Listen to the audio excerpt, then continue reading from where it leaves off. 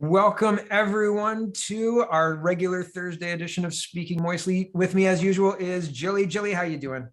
Hey, well, I'm still alive. Uh, They haven't hunted me down yet. yeah, right. I I have to know keep moving. it is. Yeah, Alberta to Ontario.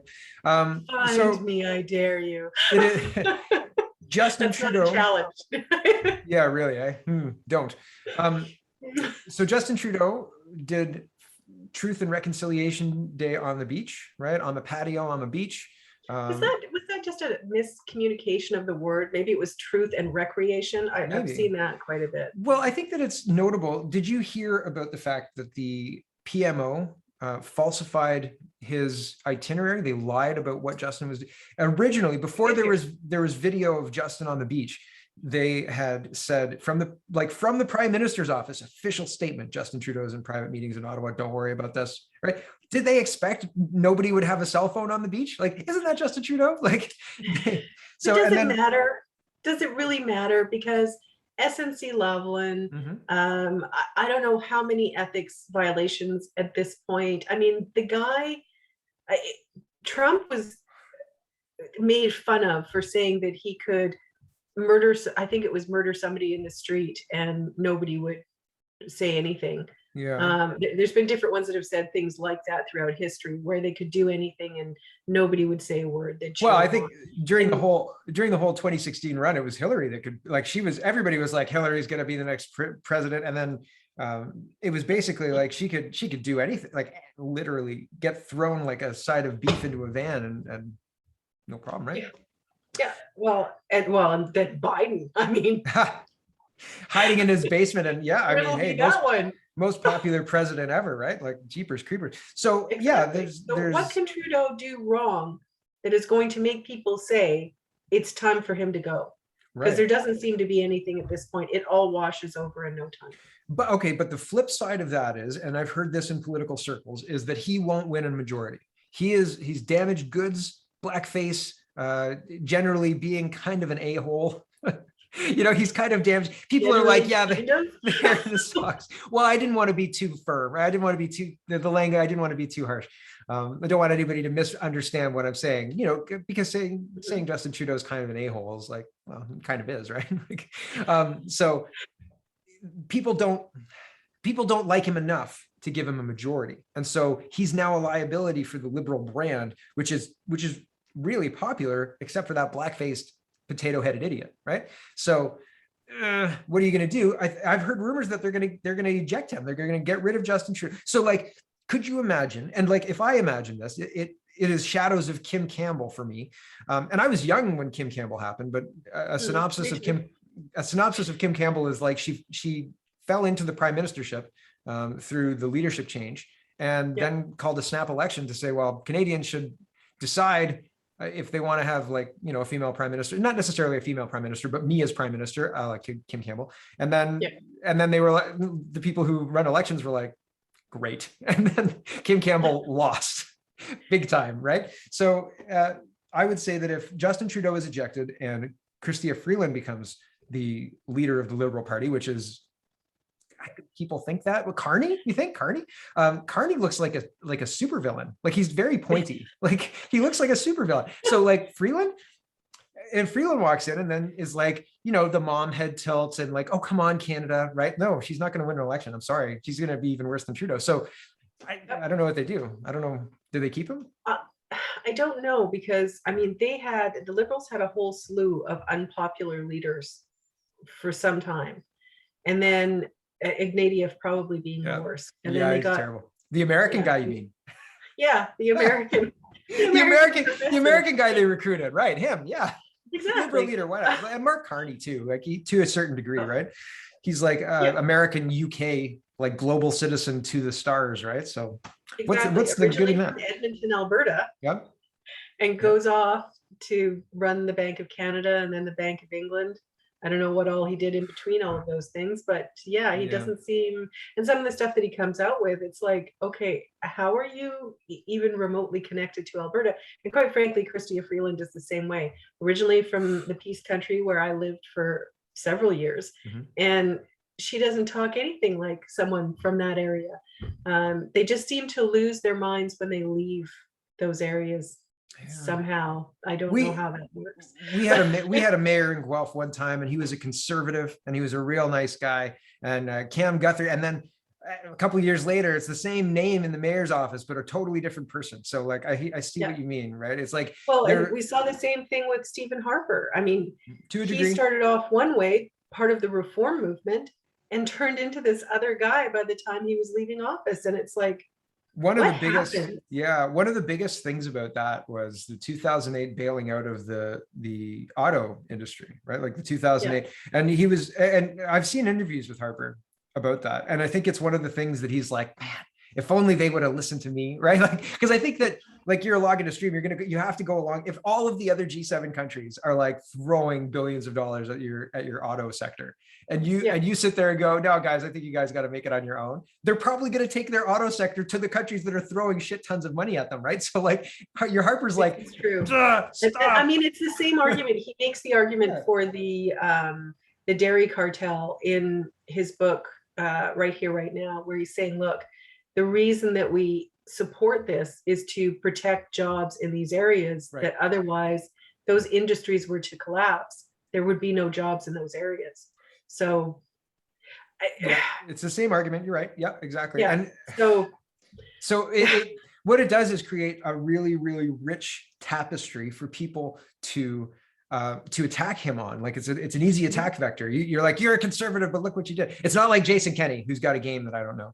But welcome to the club. And I was from Alberta. Yeah. Oh man, I wish I understood what the heck was going on with Jason Kenney.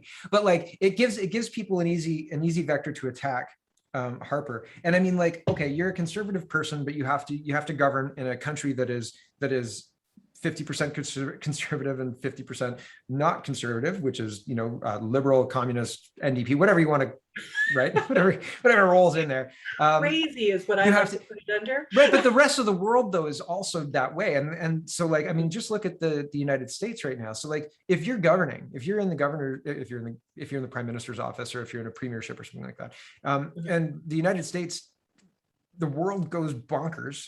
You can't pretend that the world isn't going bonkers. I mean, you want to pretend that the world is not going bonkers, but you almost can't, right? Like, you have to respond to it. And like Harper, you get dragged along, and like, because you realize, because like somebody watching a chess game, if they understand chess, Harper saw what 2 moves down looks like if he doesn't respond now. And not responding is a choice, right? Like, if you have an idea in a staff meeting, and you don't say anything, and then like 10 seconds later your coworker does, and he gets all the credit, and it was the same idea and you didn't say anything, like that, it matters. Your actions do matter. So it's like,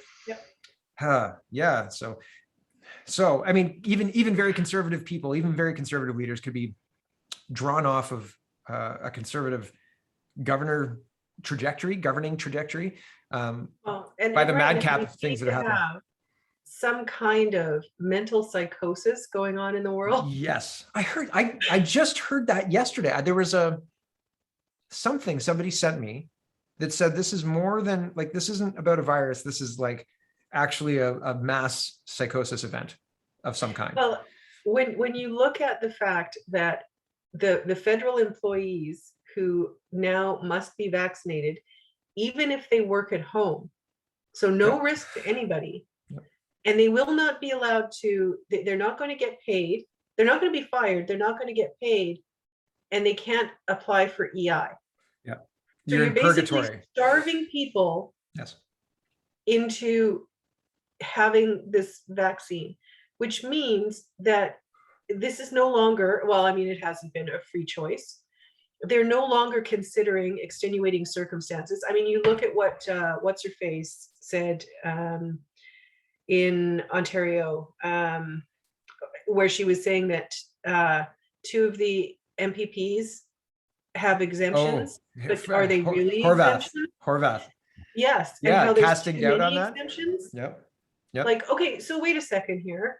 So you have to be exempt. It's no longer a free choice. You must be exempt, and your exemption may not be valid according to a politician, not right. That's the crux right there. Yeah, that's it's by the mob. It's mob rule rather than like like a leader of a mob, the NDP. It's like that exemption you've got there is pretty suspicious, right? And like the liberals are right on board with that too. Can you imagine? Witch trials. Yes. So like let's just put people, like drown them, see if they live. That that Monty Python, that Monty Python sketch? That's what I tweeted out yesterday. That Monty Python sketch. I was like, this is insanity. This is is completely insane. Like, and yeah, I mean, you've got to weigh it, to toss it in the river to see if it drowned, to just check and see if it's a witch. It is that level of absurdity that we're dealing with. It is that level of complete madness that has overtaken like everywhere. And you can't have a rational conversation. So I told you about, I think in the green room, we were talking about my doctor firing me, right? Like, so I mean, like, she yelled at me. She shamed me in the same call that she told me unequivocally, you will not be denied care. She hung up on me for asking questions. And so it's like, isn't that denial of care? That's exactly what I was like. What didn't you just say? And then fires you. It's like in a registered letter. Yeah, in a registered letter. Can you believe that? I was like, figure that one out. And it was just like, I wanted to understand. Well, the thing was, I didn't want to be accused of making my decision based on things that I'd read online only. I wanted to talk to a doctor, and I wanted to verify, like, this is what I heard online. Is that true? And that's called being logical and reasonable, Mark. That's not okay these days. Right. Well, I mean, I want to release the phone call, and I want to release the letter, and I don't want to shame the doctor.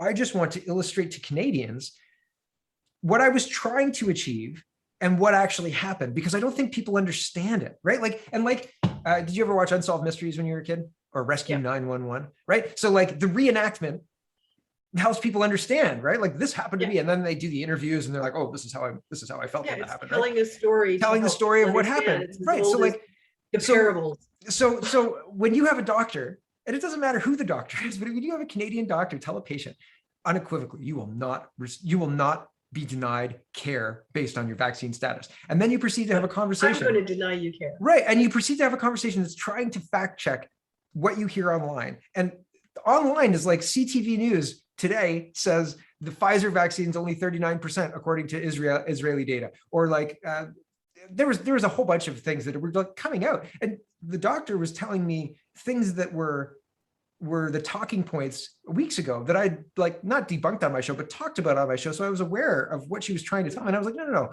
that's not true. Right. I was like, hold on a second. You're telling me something that I know to be wrong. So I was trying to fact check this. And then within that context, you will not be denied care. She denied me care. And so like, I want other people to understand that I don't know if she was lying to me when she told me that she wouldn't deny me care. I don't know if she believed herself when she told me that she wouldn't deny me care. And I don't know if she connected the dots when she denied me care. And I want to connect those dots for other people. They are.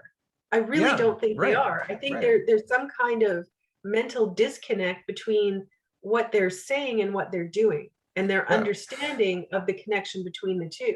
Yeah.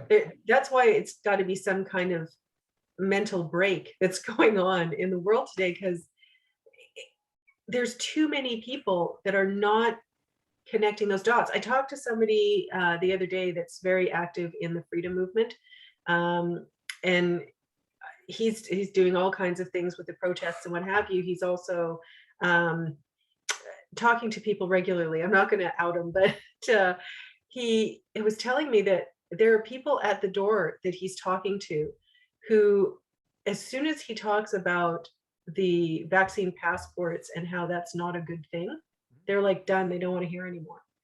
And he's talked to people where they're saying like, all of these things aren't right. All of these things are against the charter, and they understand that. And yet they're still proponents of the vax passport. And it's like, really, how do these things compete? Like, yeah, I heard something similar. One of my team from 2019, we stay in contact. And he was door knocking for this last election. And he said, you know, I wouldn't believe it unless I saw it myself. He said, I talked to people who are scared. They're terrified. They want the vax passport to keep them safe. They want people to be vaccinated so they could be safe. And I said, wow. I said, people are really that far gone. I can't like, not that I have a hard time believing it, but like I was saying the other day on my show, I'm watching Who's the Boss, and like that's depicting a world that doesn't exist anymore. Like we live in a very different place than Tony and Angela and Mona, right? Like, I was thinking, you were talking about like Doug Ford is up for re-election or whatever in June of next year. yeah. And I remember whenever he was first running, and the happiness and joy of the thought of Doug Ford getting in. And I'm like, that was it's gonna be Andrea Horwath. People are like, we're not voting Doug Ford, but like New Blue. I wish New Blue luck. I wish anybody who's going against Doug Ford and wants to restore sanity to our province, good luck. I have no ill will to anybody who's fighting this nonsense, but it doesn't seem like we're well organized. It doesn't seem like we're firing on all cylinders, right? Like I'm doing interviews. Anybody want to come on? Like, you know, anybody fighting against this want to come and talk about this to people? Like it just drives me crazy. I have weekly town halls. People come and tell me what's going on with them and their community across Canada because I'm interested in hearing about it. What the heck? Is there anybody else doing stuff? Like I know that there are Take Action Canada and there's other places that are meeting regularly, but I'm talking about actually talking to voters, trying to replace Kenny, replace Ford. They don't seem to want to talk to the actual voters. Yeah, it's weird. Paul Hinman, who you interviewed, what, last week was that? Last week, yeah, last Thursday. Yeah, it was good. Time's like spinning out of control. But he does talk to people. He talks to people. He does town halls all the time. Good. But I mean, I don't know what's going to happen by the time, I think it's next year, the year after next. So he's got about 2 years before he's going to be potentially the premier of Alberta. Is it going to be too late by then? I don't know. Is 2 years enough time to build up the support? I think one of the things that's wrong with Canadian politics is that Canadians have been trained to be workers, and they're not trained to be like closers, like salespeople, finishers, right? And what I mean by that is like, okay, if you want to build a political party, you can't just speak about things that people agree with necessarily. And I'm talking some to the People's Party of Canada, some to Wild Rose Independents, some to anybody. If you want to build something, you have to offer people like a funnel. It's called a funnel in the sales world. You know this, right? So like if somebody walks into your website and doesn't immediately understand how to purchase the thing that you're selling on your website, and doesn't immediately understand, like, not what part of the funnel they're in, but if you don't understand what part of the funnel they're in, then you're doing it wrong, right? And so like, I think a lot of politicians are walking into a situation where they think that the infrastructure is created. And I can tell you it's not. Right. So you have to understand, you have to create your funnel. You have to bring people, you have to onboard people. You have to make them feel like you're welcome. You have to make them feel part of something. And we don't do that. We make it feel like us and them. And it's ridiculous. Sometimes I think that's part of the plan is you find the enemy, whatever that enemy might be, and you pit them against it, which is Saul Alinsky's whole playbook right there. Yeah. You know, like that seems to be Canada in a nutshell right now. Instead of looking at, I look at some of the campaigns. I was in marketing. Some of the campaigns that are run for politicians right now, I'm like, where are you getting these ideas? Why are you doing this? This is lunacy. But they keep doing it anyway. And it's like, you should if you haven't won by now, you should fire your team and get a new one. Like O'Toole's, to be specific, O'Toole's team was just brutal. I thought Scheer's team had some really good strengths. I thought Scheer's team was a really, like a diamond in the rough. They had a really good kind of take on things. I thought within the context of the election they ran, I thought that they did well with what they were working with. But I thought that they honestly, had some. The problem I had with his team is Andrew Scheer has a wicked sense of humor. Like he's a funny guy, yeah. Brilliantly witty, and they should have used that instead of trying to make him look angry, because his face doesn't do angry. They tried to make him Harper. Doesn't. They did. They tried to make him Harper, and he's not a statesman. I think that they were worried he was going to be more Bart Simpson than like Principal Skinner, right? I think that's what they were worried about. what is his name? Disraeli. That fashion him after that, because that would have been beautiful. Well, right, but if they had let him, if they had let his personality shine, but they did. I don't think they wanted him to win, right? Like I think that there was some key things that he missed on, and not on purpose, but they just let it get exacerbated. But O'Toole's team is terrible. Like they're really bad. Their messaging is inconsistent. There's no story. Like the story is listen to O'Toole's story.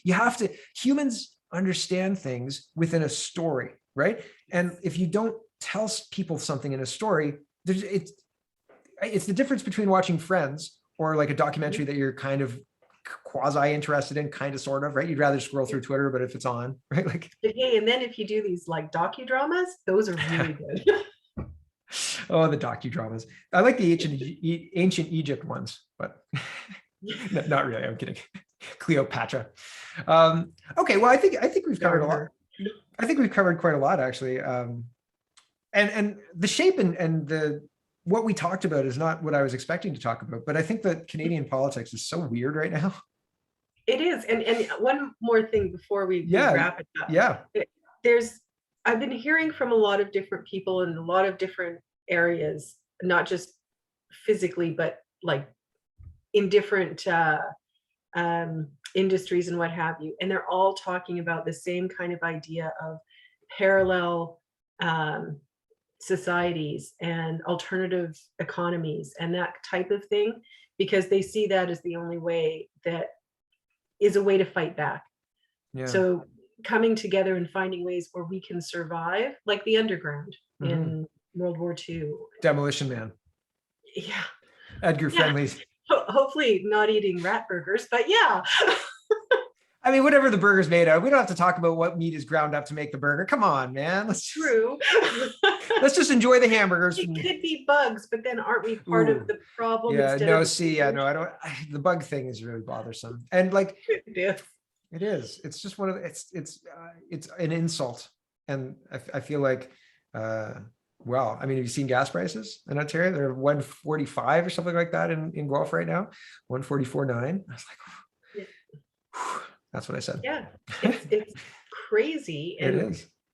And why? We're sitting on oil, a huge amount. Yeah. 4th largest reserve in the world. Yeah, the gas price wizard. Most environmentally friendly because of the innovation that we keep pumping out. And for whatever reason, our glorified lack of leaders can't seem to wrap their heads around it. Well, they want the Saudi oil. You see, apparently, that's the thing. They really, really, really love that, whole look, with the dark skin and the turbans and, the jewels. And Justin's very attracted by that. He's got to paint his hands and everything. Exactly. It's like, what? It's got to look like a costume. See, that's the problem. Maybe if Albertans would just dress in something more opulent than cowboy hats. See, there you go. Maybe we'd be able to. Whenever the politicians go out there and are wearing a cowboy hat, I always think to myself, like, you're not doing yourself a favor. Like if I went out there and wore a cowboy hat, I would feel not very genuine. If I went out there and was doing like, have you seen City Slickers? Where they move the cattle. Okay, so they move the cattle from one grazing field to the slaughter, whatever, and then they're like, oh my God, they're getting slaughtered. Anyway, spoiler alert. But if I had done that, I would have earned my cowboy hat. But other than that, if you're a politician touring Alberta, take the cowboy hat off and own your politician-ness. Oh, and please, if you're gonna wear cowboy boots, jeans on the outside. All right. Okay. See, that's good advice. Good advice on speaking moistly today. All right, Julie, any last words, final thoughts, and where can they find you? You can find me on all the socials. I occasionally show up. I'm at the point where I don't know what to say anymore. So it's like, what are we going to do? Yeah. I think take care of yourselves and think about those alternative ways of getting what you need.